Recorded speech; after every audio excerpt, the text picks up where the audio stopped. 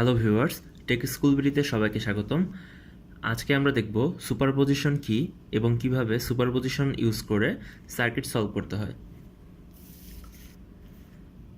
আমাদের এই সার্কিটটাতে যদি আমরা দেখি, এখানে আমাদের কারেন্ট সোর্স এবং ভোল্টেজ সোর্স দেওয়া আছে। সো সুপারপজিশন আমরা তখনই ইউজ করতে পারবো যখন একটি সার্কিটে একের অধিক সোর্স থাকবে, সেটা ভোল্টেজ সোর্স অথবা কারেন্ট সোর্স হতে পারে। সো আমরা দেখব এখানে আমাদের দুটো সোর্স আছে, একটি কারেন্ট এবং একটি ভোল্টেজ। আর সুপারপজিশন করার জন্য আমাদের যেটা মনে রাখতে হবে, আমাদের যে কোনো একটি সোর্সকে অ্যাক্টিভ করে বাকি সব সোর্সকে ইনঅ্যাক্টিভ করতে হবে। আমি আবারও বলছি, যে কোনো একটি সোর্সকে অ্যাক্টিভ করে বাকি সব সোর্সকে ইনঅ্যাক্টিভ করে সার্কিট সলভ করতে হবে, এবং প্রতিটি সোর্সের জন্য এইভাবে আমাদের বারবার সলভ করতে হবে। সো আমরা যেটা করব, আমরা প্রথমেই 12 ভোল্টটাকে অ্যাক্টিভ করে, যেহেতু আমাদের আরেকটি সোর্সই আছে কারেন্ট সোর্স, এটাকে আমরা ইনঅ্যাক্টিভ করে রাখবো, করে আমরা সার্কিটে সলভ করব। এবং আমাদের সুপারপজিশনে আমরা সলভ করার জন্য আমরা মেশ অ্যানালাইসিস, নোডাল অ্যানালাইসিসের বা current divider rule, voltage divider রুলের হেল্প নিতে পারি। সো আমরা যদি এই সার্কিটটাকে ইনঅ্যাক্টিভ করে দিই, এই সার্কিটটাকে যদি অ্যাক্টিভ করে দিই, তাহলে আমাদের সার্কিটে যেটা দাঁড়াবে, আমরা সার্কিটে ড্র করি। আমরা লিখে নিচ্ছি এখানে অ্যাক্টিভ 12 ভোল্টকে আমরা অ্যাক্টিভ করে দিব। সো অ্যাক্টিভ করে যেটা করতে হবে, আমাদের এখানে শর্ট সার্কিট এবং ওপেন সার্কিটের কনসেপ্টটা লাগবে।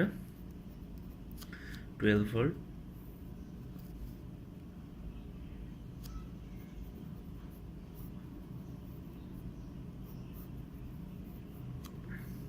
এখানে আমাদের এই ভিটা বের করতে বলেছে। সো এই ভিটা আমরা বের করব। আমরা এটাকে V1 নাম দিচ্ছি। আচ্ছা, এটা হচ্ছে আমাদের 3 ওহম, এটা হচ্ছে 6 ওহম, এটা 4 ওহম। আর এইখানে কারেন্ট সোর্সটা আমাদের ওপেন করে দিব, মানে এখান থেকে কোনো কারেন্ট ফ্লো হবে না। এই সার্কিটটাকে আমরা ওপেন সার্কিট করে দিয়েছি, কারণ এটা ইনঅ্যাক্টিভ হয়ে গেছে এখন। সো আমরা এখন এটাকে সলভ যদি করি, আমরা এখানে নোডাল অ্যানালাইসিস করতে পারি। আমরা এই নোডটাকে নাম দিতে পারি V1।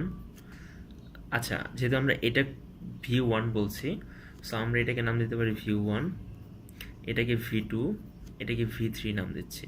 সো আমরা দেখো, আর এটাকে আমরা নন রেফারেন্স নোড ধরে নিচ্ছি। রেফারেন্স নোড আমরা জানি 0, আর এগুলো হচ্ছে নন রেফারেন্স নোড।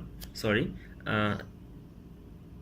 এই টোটালটা হচ্ছে দেখো V1 নোড, একটা নোডই। দেখো এই দুটা, এর মাঝখানে কোনো নোড নেই, এই পুরোটা একটা নোড, কোনো ব্রাঞ্চ নেই। সো এটাকে আমরা V1 নোড নাম দিলাম। এটা হচ্ছে ধরে নিচ্ছি V2 নোড, এটা হচ্ছে V2 নোড। সো আমাদের এখন যেটা দেখো, নন রেফারেন্স নোড এবং রেফারেন্স নোডের মাঝখানে একটা ভোল্টেজ সোর্স আছে, তাহলে আমরা সরাসরি V2 ইকুয়াল 12 ভোল্ট লিখে ফেলতে পারি। সো আমরা এখন যদি নোডাল অ্যানালাইসিস করি, এই নোডের জন্য নোডাল অ্যানালাইসিস করার দরকার নেই, আমাদের এই নোডটার জন্য লাগবে। সো ওই নোডের যদি অ্যানালাইসিস করি, তাহলে যেটা দাঁড়াবে, এখানে দেখো আমাদের কারেন্টটা এদিকে যাচ্ছে এবং এদিক দিয়ে ধরে নিচ্ছে বের হয়ে যাচ্ছে। সো এই নোডে প্রবেশ করছে এবং বের হয়ে যাচ্ছে নোড থেকে। সো আমরা যেহেতু এখানে প্যারালাল আছে, সো দুই দিক দিয়ে বের হয়ে যাবে। ওকে, সো এখন আমরা সলভ করতে পারি। দেখো এখানে হচ্ছে V2 minus V1 divide by হচ্ছে 4 ওহম ইকুয়াল হবে, দেখো এই নোডে একবার হচ্ছে V1/3, যেহেতু আমাদের reference node 0, V1 minus 0 divide by 3 plus V1 minus 0 divide by হচ্ছে 6। মাইনাস 0 লিখলেও হবে, না লিখলেও হবে। সো আমরা এখন এটাকে সলভ করতে পারি। আমাদের V2 এর ভ্যালু হচ্ছে 12 ভোল্ট, সো আমরা লিখে নিলাম 12 minus V1 divide by 4 minus V1/3 minus V1/6 equal 0। সেটাকে আমরা যদি লসাগু করি, যেটা হবে এখানে 12 আসবে, তাহলে আমরা 36 minus 3V1 minus 4V1 minus 2V1 equal হবে 0। তাহলে এটা ফাইনালি যেটা দাঁড়াবে, আমরা এটাকে যদি মাল্টিপ্লাই করতে 0 চলে আসবে, তাহলে 36 থাকবে, আর ওই পাশে আমরা লিখতে পারি 3, 4, 7 and 2 মাইনাস 9V1। তার মানে V1 হবে 4 ভোল্ট। এখন দেখো এই V1টাই হচ্ছে আমাদের এই V1 মানে এই ভোল্টেজটা এই সার্কিটের জন্য 12 ভোল্ট অ্যাক্টিভের জন্য V1 পেয়েছি আমরা 4 ভোল্ট। সো আমাদের 4 ভোল্ট আমরা রেখে দেব। অ্যান্ড যেহেতু আমাদের সিরিজে প্যারালাল আছে, তার মানে এখানেও 4 ভোল্টে হবে। প্যারালাল আমরা জানি ভোল্টেজ সেম থাকে। আচ্ছা, এখন আমরা 2 এম্পিয়ারকে অ্যাক্টিভ করে দিব এবং বাকি সোর্সগুলো ইনঅ্যাক্টিভ করে দেবো। তো 2 এম্পিয়ার যদি অ্যাক্টিভ করি তাহলে আমাদের সার্কিটে যেটা দাঁড়াবে, আমরা লিখি 2 এম্পিয়ার অ্যাক্টিভ হচ্ছে 2 এম্পিয়ার, তাহলে আমাদের সার্কিট থাকবে এমন 2 এম্পিয়ার। দেখো আমরা একটা শর্ট সার্কিট করে দেবো, ভোল্টেজ সোর্সটাকে শর্ট সার্কিট করে দেবো।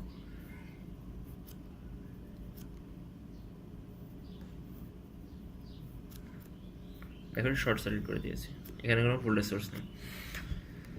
সো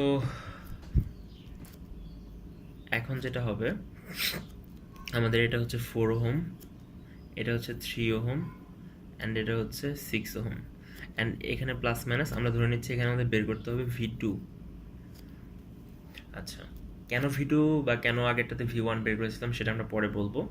এখন আমরা সলভ করি, এটাকে আমরা মেশ অ্যানালাইসিস করতে পারি খুব ইজিলি। আমরা ধরে নিচ্ছি ক্লকওয়াইজ এখানে I1, এটাকে ধরে নিচ্ছি I2, অ্যান্ড এখানে ধরে নিচ্ছি I3। সো I1 ইকুয়াল আমরা 2 এম্পিয়ার লিখতে পারি। দেখো I1 এর মানে ডিরেকশনটা হচ্ছে এমন, যেহেতু এরকম ডিরেকশন, সো I1 ইকুয়াল 2 লিখতে পারি। I1 ইকুয়াল হচ্ছে 2। এখন মেশ 2-র জন্য আমরা যেটা করবো, মেশ 2 আমরা করতে পারি। আচ্ছা, আমি একটা পেপার নিয়ে নিচ্ছি। ওকে, আমরা এখানেই সলভ করি। দেখো এখানে হচ্ছে 4, এই 4 ওহমের সাথে যাচ্ছে I2, মাইনাস হচ্ছে I1, কারণ I1টা এদিকে যাচ্ছে অ্যান্ড I2টা এদিকে যাচ্ছে, সো বিপরীত দিকে। So I2 minus I1, I1-এর value যেহেতু 2, সো আমরা -2 লিখে দিচ্ছি, প্লাস 3 ওহমের জন্য যেটা হবে, 3 ওহমের জন্য দেখো I2 মাইনাস I3 হবে, কারণ আমাদের I2 হচ্ছে এইভাবে এদিকে যাচ্ছে এবং I3 বিপরীত দিকে যাচ্ছে, সো অপোজিট ডিরেকশন যেহেতু, সো I2 মাইনাস I3, তো এটা ইকুয়াল হবে 0। এটাকে আমরা যদি সলভ করি, 4I2 minus 8 plus 3I2 minus 3I3 equal হবে 0। সো এখানে আমরা লিখতে পারি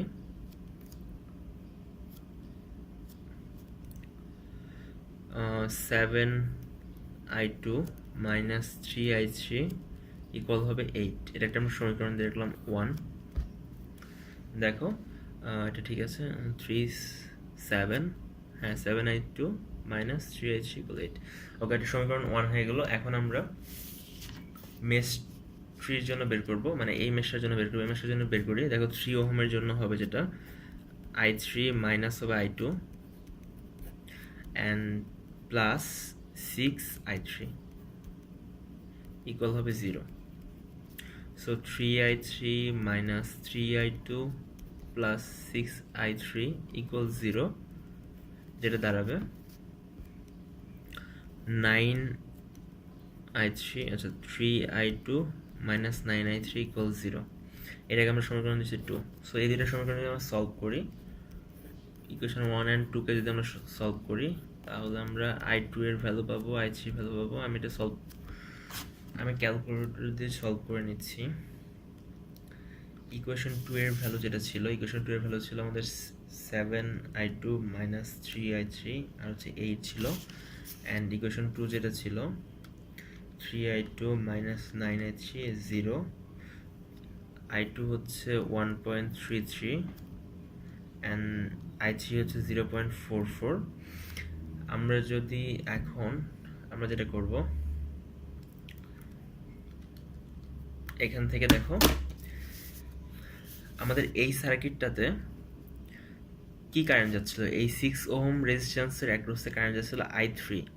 সো আমরা যেটা জানি V ইকুয়াল IR, যেহেতু আমাদের এখানে I3 কারেন্ট যাচ্ছিল, এখান দিয়ে I3 কারেন্ট যাচ্ছিল, সো I3 ভ্যালু হচ্ছে 0.44 অ্যান্ড আমাদের ওহম ছিল 6 ওহম, তার মানে 6। সো এই V2 এর ভ্যালু হবে 6 into 0.44, that's mean 2.64 volt. So আমরা V1 পেয়ে গেছি, V2 পেয়ে গেছি, যেহেতু আর আমাদের করার নেই, কিছু সলভ করার দরকার নেই, কারণ আমাদের দুইটা সোর্সে ছিল। যদি আমাদের আরও কোনো সোর্স থাকতো তাহলে আমরা ওই সোর্সগুলোকে অ্যাক্টিভ করে বাকি সোর্সগুলোকে ইনঅ্যাক্টিভ করে দিতাম, করে V3 বের করতাম। সো আমাদের যেটা হবে, আমাদের টোটাল ভি হবে এই ভোল্টেজের, এই মেইন সার্কিটটাতে এই ভিটা হবে টোটাল V1 এবং V2 এর সাম। সো ভি ইকুয়াল হবে V1 plus V2। That's mean আমরা V1 পেয়েছিলাম 4 ভোল্ট, V1 ছিল আমাদের 4 ভোল্ট। সো 4 প্লাস V2 হচ্ছে 2.64 ভোল্ট, দ্যাটস মিন 6.64 ভোল্ট। এটাই হচ্ছে আমাদের ফাইনাল রেজাল্ট। সো আশা করি আমাদের ভিডিওটি তোমাদের ভালো লেগেছে। সো পরবর্তী ভিডিও দেখার জন্য অবশ্যই আমাদের চ্যানেলে সাবস্ক্রাইব করবে এবং আমাদের ভিডিওটি ভালো লেগে থাকলে শেয়ার করবে। ধন্যবাদ সবাইকে।